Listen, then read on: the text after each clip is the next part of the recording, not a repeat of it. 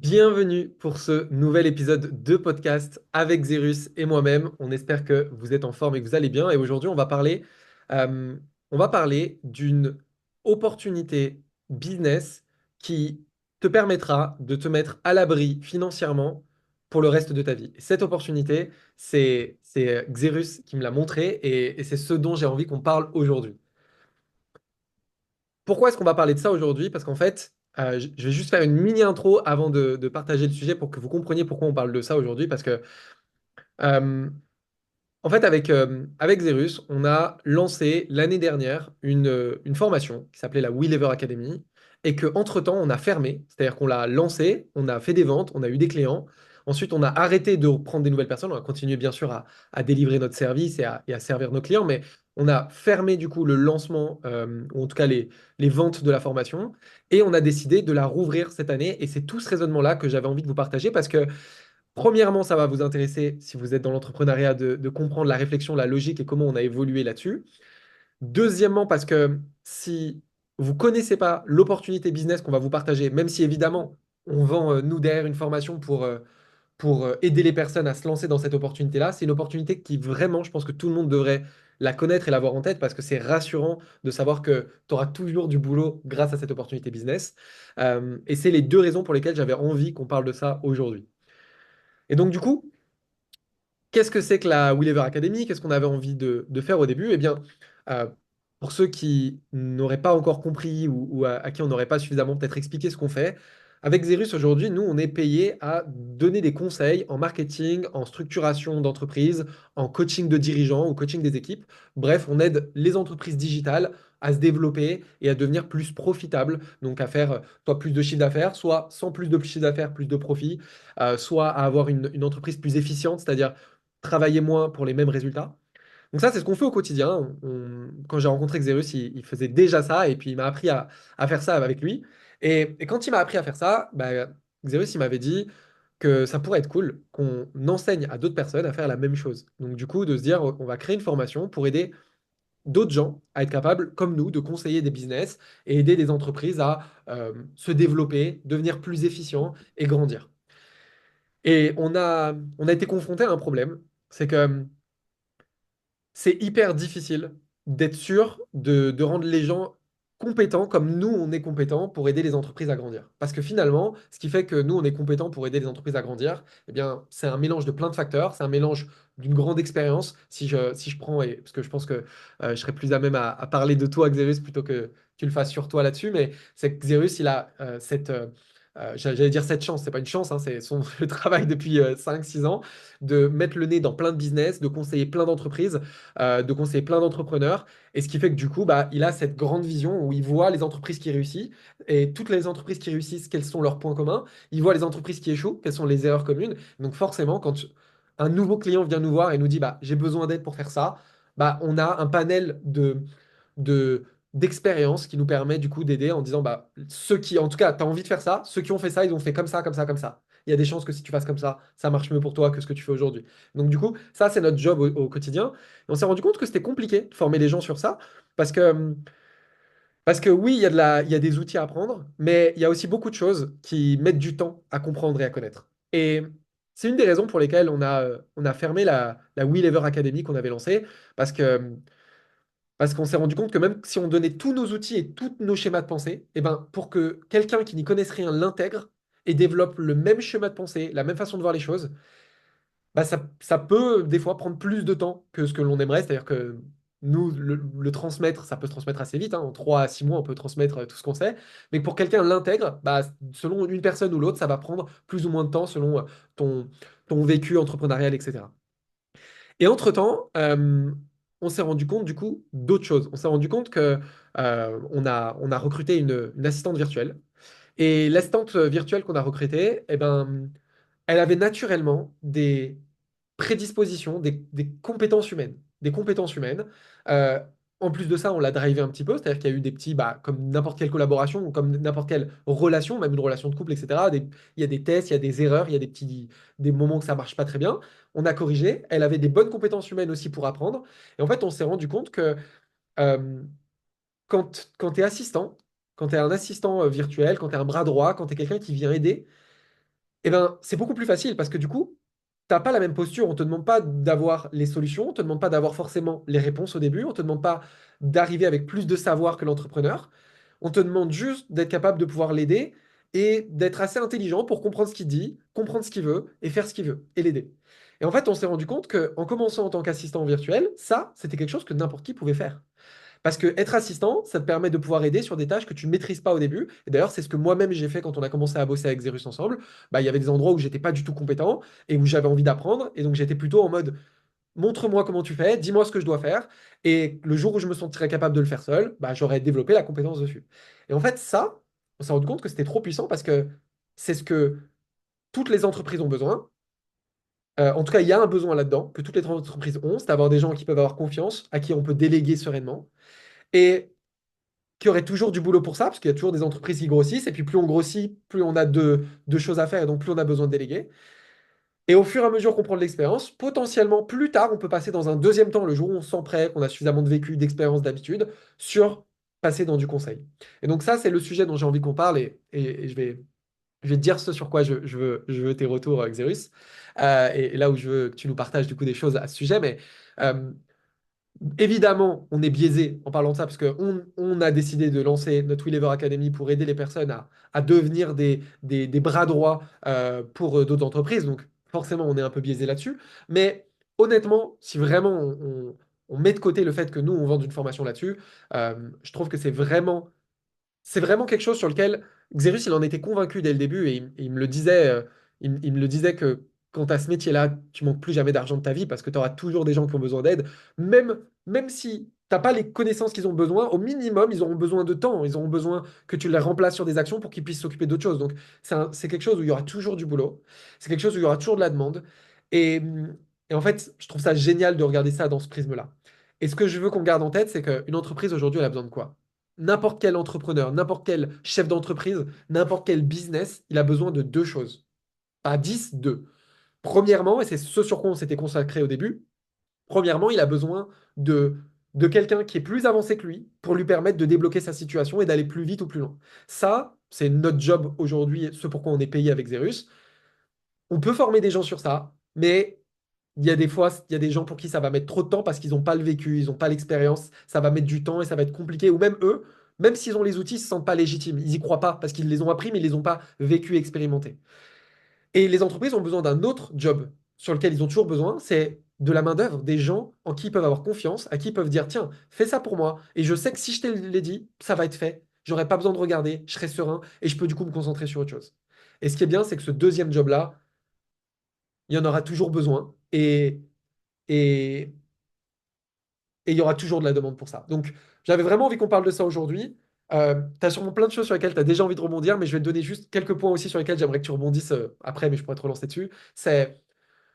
J'aimerais bien que tu me partages qu'est-ce qui fait que toi, tu étais convaincu que ça, c'était un truc sur lequel tu t'aurais toujours du boulot parce que tu en étais convaincu dès le début. Et moi, j'ai mis du temps à avoir cette vision-là et aujourd'hui, à être totalement d'accord avec toi là-dessus, où j'avais du mal à le voir comme ça au début.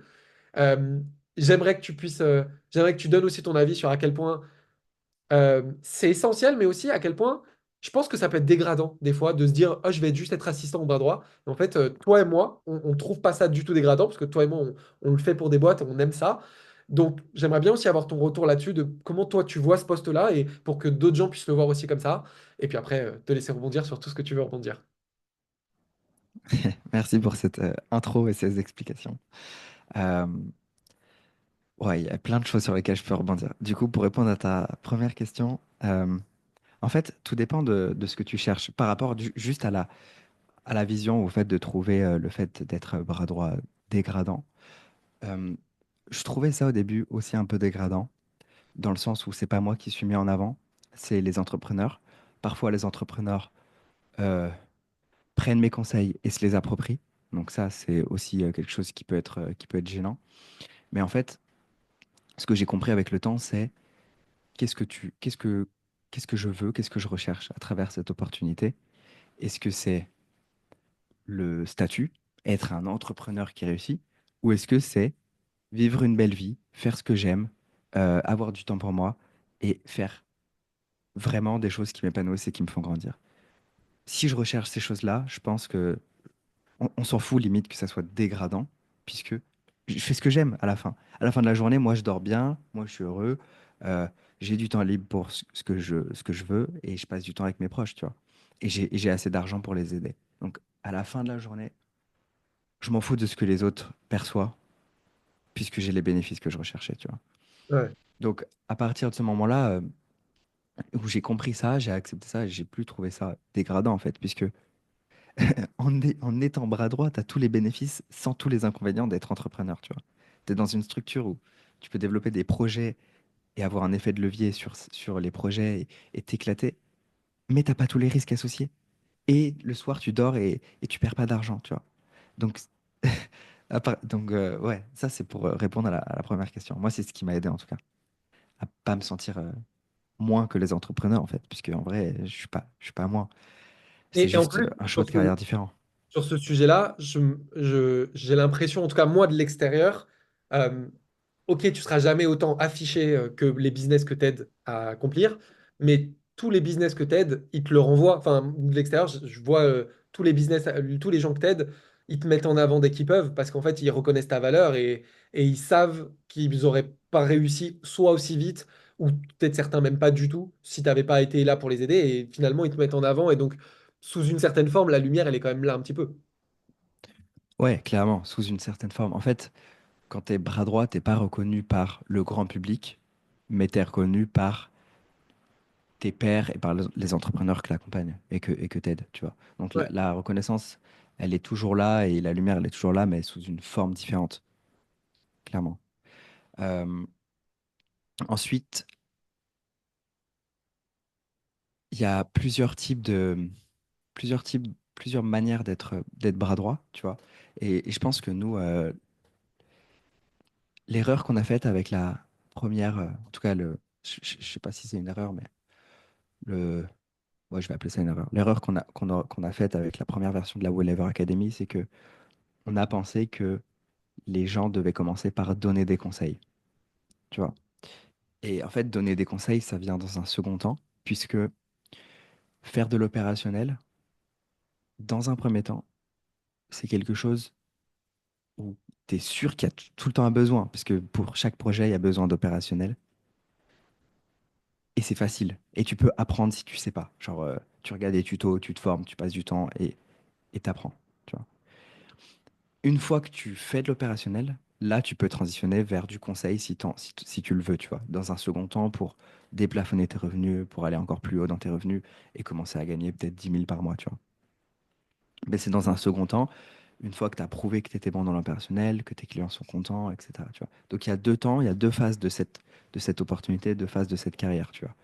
Et je dirais, genre, pour passer de la phase opérationnelle à la phase conseil, il va falloir choisir une spécialité au milieu où tu vas te dire, est-ce que je vais me spécialiser dans les conseils marketing ou dans les conseils structurels ou dans les conseils du service client, de la livraison client, peu importe, tu vois. Mais tu vas te spécialiser au milieu. Et là, je pense que, tu vois, aujourd'hui, pourquoi on reparle de cette opportunité, c'est parce qu'on a compris comment est-ce qu'on pouvait mieux aider les personnes à faire ce job et à évoluer dans ce genre de job, tu vois. Et ouais, c'est une opportunité qui est plus une opportunité intrapreneuriale où tu vas, sans avoir les risques de lancer ta propre entreprise, tu vas t'intégrer à des projets existants et les développer avec les ressources de l'entreprise. Je sais pas si j'ai répondu à ta première question, mais sinon, tu peux me la reposer. Ouais, tu as répondu à pas mal déjà des points. Et le un point sur lequel tu n'as pas forcément trop appuyé, c'est qu'est-ce qui fait que toi, tu étais déjà convaincu quand on a commencé à en parler que grâce à ça, toi personnellement, en tout cas, tu manquerais plus jamais d'argent de ta vie et que tu aurais toujours du boulot si besoin. Et comment est-ce que tu peux... Enfin, j'ai envie que tu racontes toi ce qui t'a fait croire ça pour que ça aide d'autres personnes à voir cette croyance-là, tu vois. Ouais. Bah, en fait, c'est au début, je croyais que j'étais le seul à pouvoir faire ce que je faisais, tu vois. Et c'est la raison pour laquelle pendant 3 4 ans, je suis resté seul à faire ce que je faisais et, et que j'ai pas cherché à m'entourer d'une équipe que j'ai pas cherché à m'entourer de personnes qui pouvaient m'épauler, que j'ai même pas cherché à former des gens, en fait, tu vois. Parce que je pensais que j'étais unique. Et avec, du coup, ces 4 dernières années, j'ai au moins une demande par mois d'un entrepreneur qui recherche un bras droit et qui ne trouve pas ce bras droit. Et au moins une demande par mois, du coup, d'un entrepreneur qui voudrait que je travaille avec lui. Et donc, ça fait 4 ans que je refuse une opportunité par mois, en gros. Et ça génère de la frustration de leur côté, dans un premier temps, en mode, moi, je veux quelqu'un qui fait comme Xerius, mais je trouve pas cette personne, tu vois. Ouais, Et moi, je suis pas à même de les servir, parce que, bah, à un moment donné, ma charge mentale, voilà, genre, je veux pas qu'elle explose, je veux toujours garder cette vie équilibrée et faire d'autres choses qui sont importantes pour moi dans ma vie, tu vois. Donc, il y avait de la frustration du côté des personnes qui avaient besoin de bras droits. Euh, mais comme je te l'ai dit, à l'époque, moi, je me suis dit, mais il y a personne qui fait ce que je fais, donc au final, bah, je vous mets sur liste d'attente et on travaillera ensemble dans 5 ans, tu vois. Et là, en fait, je sais pas, genre, c'est cette dernière année, là, en 2024, je me suis rendu compte euh, qu'au final, en te rencontrant et en te formant, bien sûr, tu avais déjà des compétences et tu étais déjà fort sur plein de choses. Et c'est la raison pour laquelle on bosse ensemble. C'est parce que tu avais déjà une certaine expérience. Mais je t'ai transmis pas mal de choses qui m'ont fait repenser ma croyance, qui m'ont fait en fait me dire, finalement, je suis pas si unique que ça et d'autres personnes peuvent faire ce que je fais. Puisque après 3 mois, tu faisais déjà très bien ce que je faisais en fait. Tu vois, ok, t'as pas toute l'expérience, t'as pas tous ces cas de business que j'ai aidés, et donc forcément, il y a des raccourcis que tu n'es pas capable de faire, mais en termes d'aide opérationnelle et stratégique sur 80% du job, tu es capable de faire ce que je fais. Parce que, du coup, bah, tu as ton expérience, tu as tes compétences, plus tu as la formation que je t'ai transmise. Et en fait, ça a cassé ma croyance. Je me suis dit, si je suis capable de former une personne et ça change sa vie et aujourd'hui elle est payée pour faire ça, je suis capable de former une deuxième personne en fait. Et je suis capable du coup de répondre à toute cette demande des entrepreneurs qui ont ce besoin, tu vois. Et donc c'est à ce moment-là en fait, je me suis dit, ça a changé ma vie. Je sais que je manquerai plus jamais d'argent. Puisque si demain je suis broke, j'ai rien et tout, le plan il est simple, hein. Je suis pas assez ambitieux pour gagner 30 000 par mois, mais je veux ma sécurité, tu vois. Donc, dans un premier temps, ce que je fais, si demain je suis broke, le plan, c'est je trouve un entrepreneur, je lui propose de l'aider, de l'aider en faisant des choses opérationnelles sur tout ce dont il aurait besoin. Je me spécialise pas sur une compétence, je veux être bon partout et comprendre son écosystème. Je l'aide et en l'aidant, il va voir à quel point je suis bon, il va vouloir me payer plus avec le temps. Donc je commence à 2 000 par mois, tu vois, je suis pas ambitieux. 2 000 par mois, voilà, c'est le minimum. Et même, je pourrais commencer à 1 000 si vraiment je suis pas confiant de mes compétences et que j'apprends, tu vois. Mais aujourd'hui, si j'ai les compétences que j'ai aujourd'hui, je commence à 2 000 par mois, tu vois. ouais, Si j'ai les com- Donc je commence à 2 000 par mois et après, avec le temps, dans 6 mois, je suis à 4 000. Et dans un an, je suis peut-être à 6 000, tu vois. Et puis dans 2 ans, je suis peut-être à 12 000. Et en fait, à partir de ce moment-là, je me dis, bah, je sais que je manquerai plus jamais d'argent parce que je sais ce dont les entrepreneurs ont besoin. Je sais comment me positionner. Je sais comment les aider. J'ai les compétences pour les aider. J'ai les raccourcis qu'ils cherchent à avoir. Je suis prêt à faire de l'opérationnel s'ils en ont besoin. Et je sais comment créer cette relation, maintenir cette relation dans le temps, comment faire évoluer la relation, comment faire la transition de l'opérationnel au conseil pour pouvoir gagner de plus en plus. Et, euh, et cette opportunité, du coup, je me dis,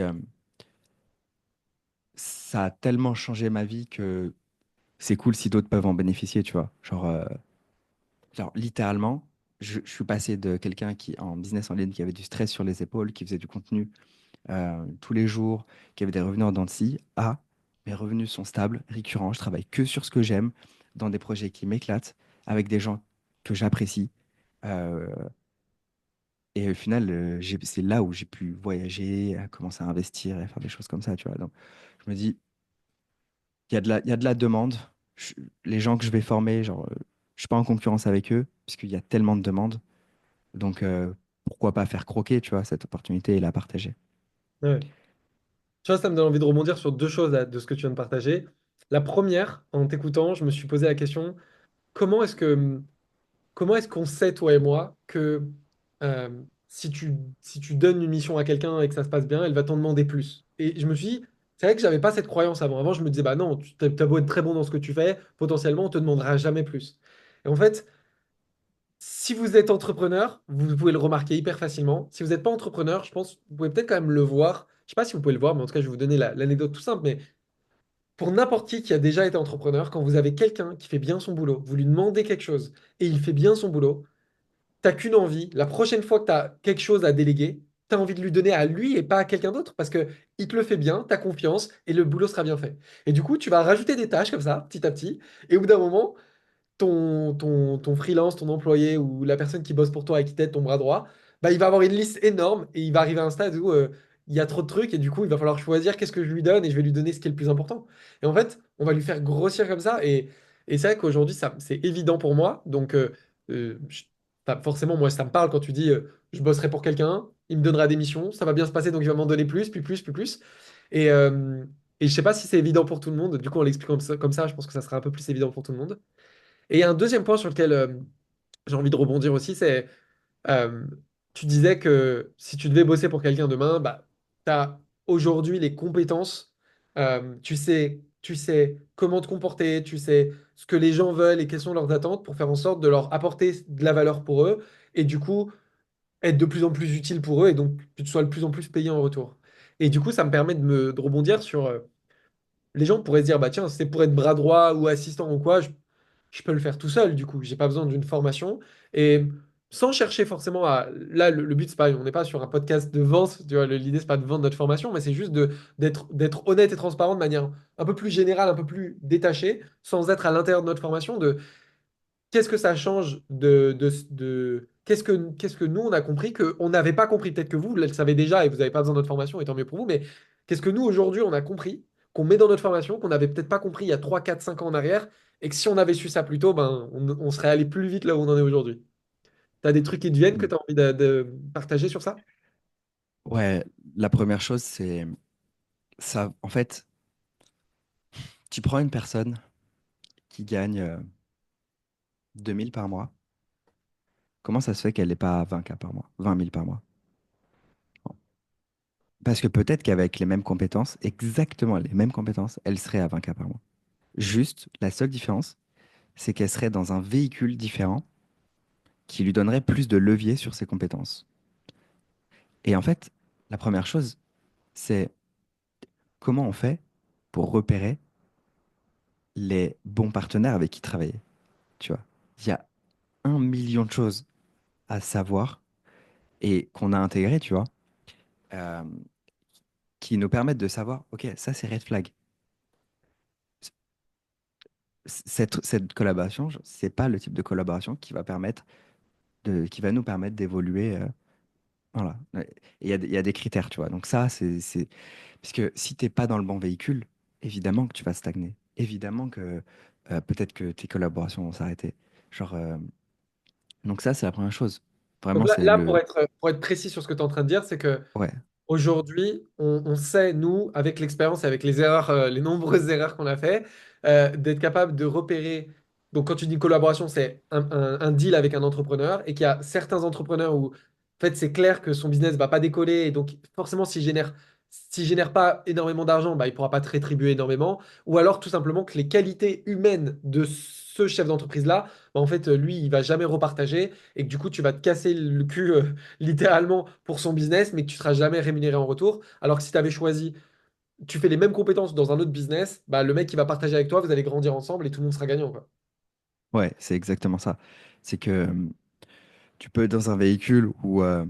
Donc, du coup, quand j'appelle véhicule, c'est business, c'est projet, c'est vision d'un entrepreneur, tu vois. T'es dans un véhicule où tu le sais peut-être pas, mais tu vas être plafonné à 2 000 par mois. Mais par tout un tas de choses. Ça peut être les croyances de l'entrepreneur, sa vision, son aisance avec l'argent, sa capacité à partager le gâteau, ses motivations profondes de base sur pourquoi il a lancé son projet, euh, son besoin de reconnaissance, euh, et toutes ces choses-là, en fait, et plein d'autres, vont créer une espèce d'équation, une recette, en fait, qui fait que tu vas stagner. Ou genre, c'est juste pas intéressant. Tu vas juste perdre ton temps. Il y a un coût d'opportunité. Parce que si tu bosses pour cet entrepreneur, ça veut dire que tu bosses pas pour un autre où tu aurais potentiellement gagné 3 fois plus en étant beaucoup plus épanoui et en apprenant beaucoup de choses. Apprendre égale demain être payé beaucoup plus, tu vois. Donc, euh, y- ces choses-là, c'est des choses qu'on sait repérer, tu vois, et qui sont importantes à savoir, tu vois. Donc là, on est sur de la compétence. Ouais, on est sur du profiling, tu vois, Ouais, de ouais, repérer les bonnes opportunités avec les entrepreneurs. ok. Il y en a un que moi je vois aussi à ajouter à ça, c'est, je sais pas comment on peut le résumer, mais les compétences qu'on a développées en compréhension de l'être humain et en communication qui nous permettent aussi de comprendre ce que nos clients veulent et donc du coup de pouvoir non pas leur donner ce que nous on veut, ou en tout cas, si jamais on doit leur donner ce que nous on veut, de les mettre en relation avec ce qu'ils veulent pour qu'ils comprennent que ce que l'on fait nous, c'est dans leur intérêt et que nous, on soit très au clair de ce qu'eux, ils veulent et sur quoi ils nous attendent et sur quoi ils nous jugent et sur quoi ils nous notent parce que euh, comprendre ça, ça permet pour le même boulot, que ce boulot, il soit soit mis en avant et mis en valeur dans les yeux du mec qui nous embauche et qui voit le travail qu'on a effectué, ou à l'inverse, qui passe complètement à côté de la valeur de notre travail et qu'on ne soit pas valorisé pour ça. Yes. Ouais, je suis d'accord. J'ai pas forcément à rebondir sur ce point, mais je suis d'accord. Il y Je suis en train de ouais. réfléchir s'il y a d'autres points. Bon, si on creuse, il y en aurait plein, mais un troisième aussi, c'est que euh, le fait de se faire accompagner, ça permet de découvrir peut-être plus rapidement les différents outils. Quand on fait appel à quelqu'un, peu importe quand est-ce au niveau où on le prend, peut-être qu'on s'attend pas forcément à que la personne soit expert, mais qu'elle va juste nous aider. Mais c'est tout de suite plus agréable quand je demande à quelqu'un. Je pense à ça parce que concrètement, il y a un entrepreneur que je connais qui recrute, qui cherche un assistant virtuel en ce moment.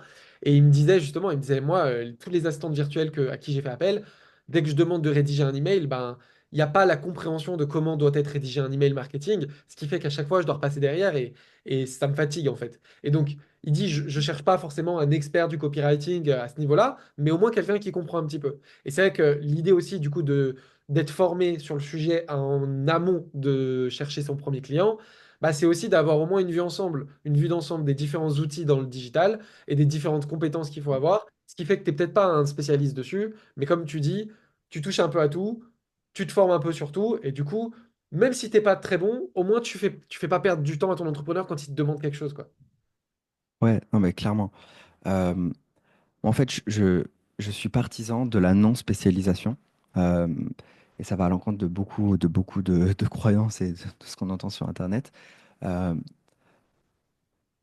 Moi, ce que je vois et ce que je pense, c'est que il y a beaucoup de freelances qui font l'erreur de se spécialiser sur une compétence. Genre, moi, je suis expert du copywriting ou moi, je suis expert des publicités. Et du coup, les entrepreneurs vont recruter en fait des freelances experts sur tout un tas de sujets et vont les faire travailler ensemble. Et il manque quelque chose, c'est que c'est l'intégration de toutes ces personnes. Tu vois, le lien entre toutes ces personnes n'existe pas. Et le truc, c'est que tu vas demander à ton copywriter d'écrire un mail et de le programmer dans l'outil d'emailing. Il va te dire quoi? Bah non, moi j'écris juste des mails et ensuite c'est la personne à la technique qui va programmer le mail. Donc en fait, le spécialiste de la compétence ne va pas plus s'engager en fait dans la mission de ton entreprise, il va juste être un externe et tu te démerdes en fait. Tout ce qui est en dehors de ma compétence, j'y touche pas, tu vois. Et, euh, et moi je pense, et c'est la raison pour laquelle cette opportunité est si intéressante, c'est que je pense qu'il faut, au lieu de se spécialiser sur une compétence, il faut être bon. Je dis pas moyen, je dis il faut être bon. Et quand je dis bon, c'est du même niveau que la plupart des soi-disant spécialistes. Ok. Euh, donc, il faut être bon partout.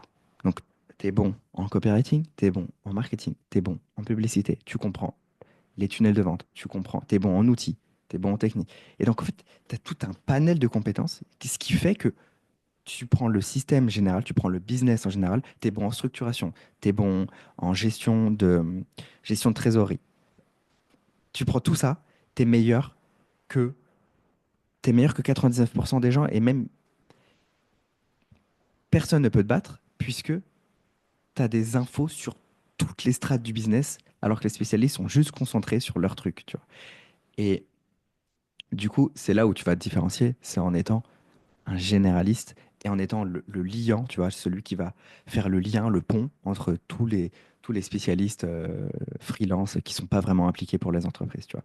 Et c'est là où il y a une opportunité pour le bras droit, c'est que c'est une personne qui va être, tu vois, vraiment impliquée et forte et qui va remettre en question ce que disent les spécialistes dans un second temps, tu vois. Au départ, appliquer et ensuite remettre en question dans le futur. Et, euh, et en étant cette personne, en fait, on est presque la seule personne qui est vraiment impliquée. Et, euh, et ça, ça a de la valeur, en fait.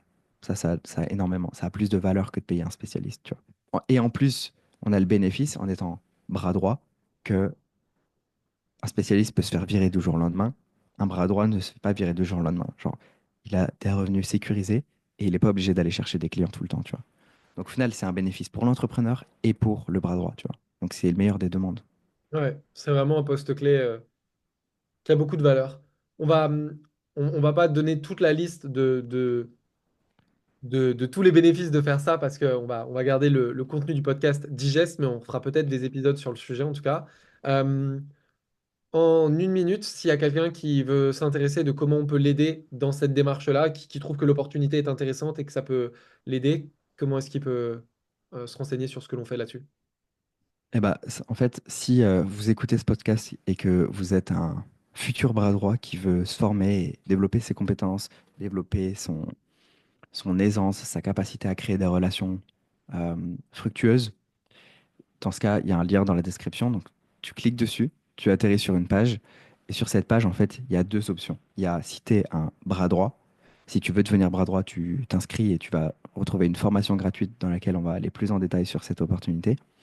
Et si tu es un entrepreneur et que tu recherches un bras droit justement qu'on a formé, dans ce cas, c'est bah, la deuxième option sur la page. Donc tu cliques sur le lien, tu vas sur la page et tu cliques pour accéder à une formation sur si tu es un entrepreneur, comment recruter un de nos bras droits. Et tout simplement, tu suivras ensuite les étapes et tu pourras voir comment on peut travailler ensemble. Ok, trop bien. Trop bien. Encore une fois, pour clôturer, mais c'est important de le rappeler, c'est que là, on n'est pas sur un contenu de vente, on n'est pas là pour vous vendre notre formation, mais on pense vraiment que c'est une opportunité qui change la donne. Euh, Moi, avant de rencontrer Xerus, j'avais mon propre business, donc c'était moi l'entrepreneur qui recrute des personnes pour travailler avec moi. Et j'avais beaucoup d'insécurité sur mon business, avec des périodes où ça marchait bien, des périodes où ça marchait moins bien, des périodes où j'en avais marre. Et je crois que j'ai jamais ressenti la sérénité que je peux ressentir aujourd'hui maintenant que je vois ce que tu as réussi à me montrer que je voyais pas avant, qui est le fait que quand on a ces compétences-là, bah, il y aura toujours des gens qu'on peut aider, il y aura toujours des gens qui auront besoin de nous. Et même si c'est pas quelque chose que tu feras sur le long terme, parce qu'il y a aussi beaucoup d'assistants virtuels ou de bras droits qui font ça un certain temps avant de lancer leur propre business, c'est totalement OK. Et d'ailleurs, les entrepreneurs le savent souvent et sont OK avec ça. En tout cas, nous, j'ai en tête plein de moments d'entrepreneurs qu'on accompagne qui disent ah bah j'ai mon bras droit, il m'a aidé pendant 3 ans et là je sens que c'est le moment pour lui de lancer son propre business. Donc les entrepreneurs sont OK avec ça, ils sont aussi des fois passés par là eux aussi. Donc c'est une compétence qui est toujours bonne à avoir dans sa manche, on va dire, et sur lequel ça peut nous sécuriser si après on veut lancer un autre projet, de se dire ok j'ai toujours une issue de secours si besoin, quoi. Donc ça me tenait vraiment à cœur qu'on fasse ce contenu aujourd'hui. Et de vous partager cette opportunité, que vous l'ayez au moins dans un coin de la tête, même si c'est pas quelque chose que vous allez vouloir développer en ce moment, que vous l'ayez dans un coin de la tête, quoi. Merci Xerus, un mot de la fin?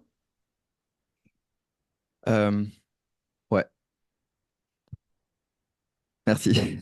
Merci d'avoir écouté ce podcast. Et ouais, soyez ouverts aux opportunités. Et surtout, je veux insister sur le fait que ça peut être qu'un tremplin. Parce que en quelques secondes, imagine. tu développes tes compétences et t'apprends sur tout un tas de business. T'es payé pour apprendre sur tout un tas de business. Et demain, tu lances ton business. À quel point il va être beaucoup plus successful que Ça n'a rien à si voir, hein. juste tu essayais de lancer ton business maintenant, tu vois. Ça n'a rien à voir, c'est clair. Voilà, c'était le mot de la fin. Merci beaucoup. Allez, à bientôt.